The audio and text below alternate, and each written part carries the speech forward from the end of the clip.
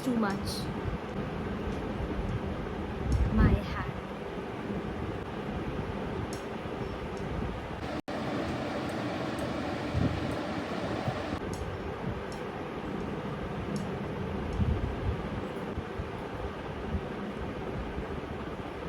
Sorry guys, light चली गई थी।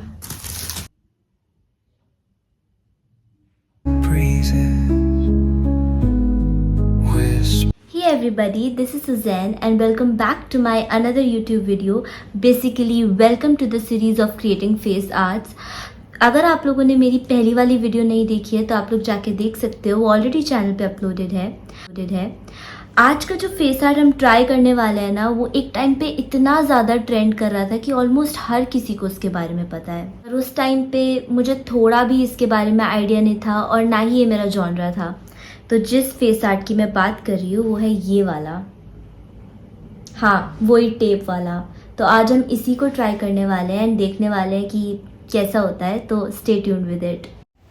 तो हर मेकअप को स्टार्ट करने का सबसे पहला स्टेप होता है बेस, ऑब्वियसली। तो यहाँ मैंने 2 शेड्स लिए थे फाउंडेशन के, अपने शेड को मैच करने के लिए, क्योंकि मेरे पास एक शेड ज़्यादा डार्क था और एक शेड कुछ ज़्यादा ही लाइट था। स्ट्रगल। तो सबसे पहले मैंने बेस करना स्टार्ट किया अपने आईज पर, क्योंकि वहीं ज़्यादातर मेकअप होना था। और स्किन केयर वगैरह मैं पहले कर चुकी हूँ, मॉइस्चराइजर और सीरम, तो उसकी मेरे को नीड नहीं थी। यहाँ मैंने जल्दी जल्दी ब्लेंड करना स्टार्ट किया और मैं ब्लेंडर बिल्कुल भी यूज़ नहीं करती, बिकॉज आई फील कि फिंगर से अच्छा ब्लेंडर कुछ भी नहीं होता है। और this is the most difficult part. मतलब मेरे फेस पे टेप लग ही नहीं रहा था, मैं कुछ भी कर लूँ नहीं लग रहा था। आई don't know why, may be tape बेकार था या मेरा स्किन बहुत ज़्यादा ऑयली था, बट मेरे पे उस टाइम पे यही टेप अवेलेबल था, तो मुझे इसी से करना पड़ा। तो जल्दी जल्दी मैंने सबसे पहले लास्ट में जैसे तैसे टेप लगाने के बाद मैंने जल्दी जल्दी आउटर कॉर्नर पे डार्कर शेड फिल करना स्टार्ट किया, जैसे कि आप लोग ऑलरेडी वीडियो में देख सकते हो। मैं टेप को दोनों तरफ से पकड़ी हुई थी ताकि वो स्लिप ना हो। सेकंड कलर मैंने यूज़ किया था सी ब्लू मे बी, उसके साथ डार्कर शेड मर्ज होना था उसमें। और इस पॉइंट पे आई वाज सो फ्रस्ट्रेटेड कि मैंने दोनों साइड के टेप निकाल के फेंक दिया, क्योंकि अब मेरे को टेप की ज़रूरत ही नहीं थी। मैं बिना टेप के ही मैंने पूरा मेकअप किया है। उसके बाद मैंने स्ट्रेट लाइन के लिए ये न्यूज़ पैलेट लगाया, जो कि मेरे को उस टाइम पे ठीक लग रहा था, और बाद में मेरे को ये भी हटाना पड़ा because this is also not working. So फिर मैंने बिना इसके करना स्टार्ट किया एंड आप देख सकते हो कि थोड़ा बहुत मेस्ड अप हुआ था, बट ये मैंने टिश्यू से कर लिया था ठीक।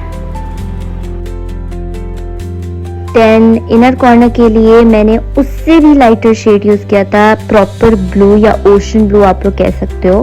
तो उससे मैंने अप्लाई करना स्टार्ट किया था। थोड़ा ग्रीनिश टोन पे भी था ये, जैसे कि पिक्चर में दिख रहा था वैसे ही मैंने करा था। और मैं कोशिश कर रही थी कि मैं उसे बाहर वाले शेड्स के साथ मर्ज कर पाऊँ, क्योंकि I want to create that shadow effect, जो शेडिंग इफेक्ट आता है वो मैं क्रिएट करना चाह रही थी।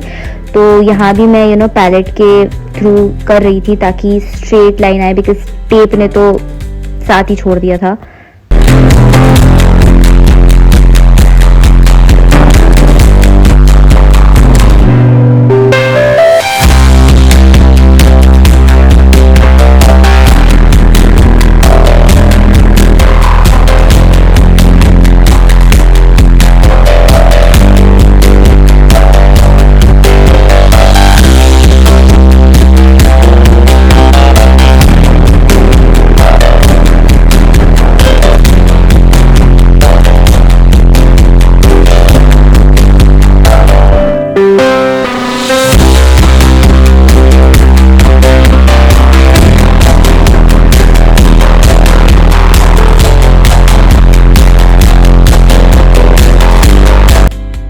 After merging all the blues together, I finally started with white, जो कि एकदम सेंटर पे लगना था, जैसे कि पिक्चर में ऑलरेडी है कि डार्कर से डायरेक्ट लाइटर शेड पे जाता है वो। तो बीच में वाइट करना था, which is also very difficult for me, क्योंकि स्ट्रेट लाइन लाना था। बट थोड़ा मेस्डअप हुआ था, पर मैंने उसे फिर टिश्यू से वाइप अप कर लिया था। आप लोग देखोगे आगे मैंने उसे वाइप करा है टिश्यू से, ताकि वो स्ट्रेट आए वेट वाइप से। तो वो ठीक हो गया था, it was not that bad. इस पॉइंट पे मैं ये बोलना चाहूँगी guys, trust the process, because end result बहुत ज़्यादा अच्छा आया था।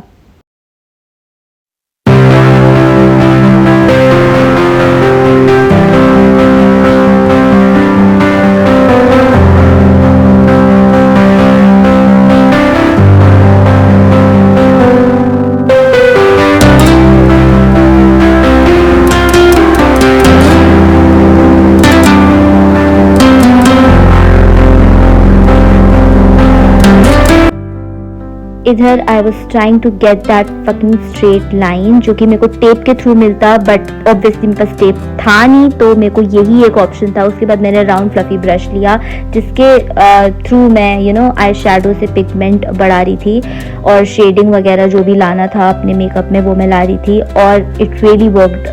सो बहुत अच्छा मेकअप टर्न आउट हुआ था इसके वजह से। आई एम ग्लैड कि मैंने ये वाला स्टेप किया।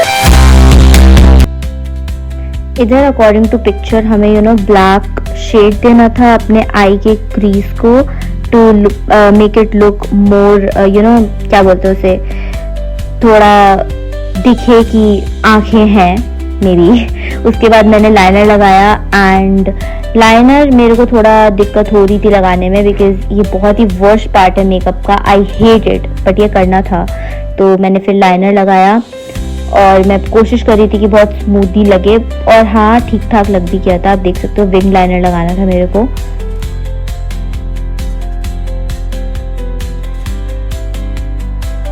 इधर मुझे सबसे ज़्यादा डेंजरस काम करना था जो कि था वाइट काजल काइंड ऑफ जो होता है उसे आंखों के नीचे लगाना था, और यहाँ पर मेरे आंखों में यानी कि पुतली पे बार बार ये ट्रांसफ़र हो रहा था, तो वो भी मैंने काफ़ी पॉज करके फिर लगाया था ढंग से।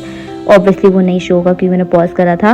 फिर हाइलाइटर वगैरह लगाना था जो कि ऑलरेडी फ़ोटो में था, बहुत ही प्यारा और गैलेक्सी सा इफेक्ट दे रहा था।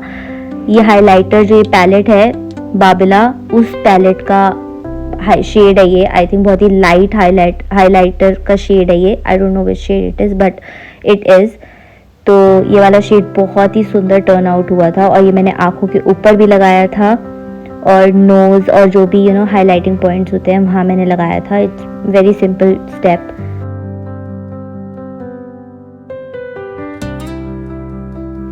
देन ये जो चांद सितारे बनाने थे, बिकॉज स्काई का मेकअप है तो चांद सितारा तो होना ही है ना। जब गैलेक्सी बन गई है तो चांद सितारे भी होना बहुत इंपॉर्टेंट है, तो वही मैं बना रही थी with the white Athena paint. हाँ, मैंने यहाँ जो पैलेट यूज़ किया है ना वो एथेना का पैलेट है जो कि आपको अमेजोन और फ्लिपकार्ट आराम से मिल जाएगा। 700 से लेकर 600 के बीच में ही आएगा ये मोस्ट प्रोबेबली। फिर मैंने डॉट्स वगैरह बनाया था, और फिर मैंने नॉर्मली ब्लश और लिपस्टिक्स वगैरह का एंड में जो होता है टच वगैरह किया था। मेन पार्ट ऑलरेडी हो चुका था, तो let's wait for the final result.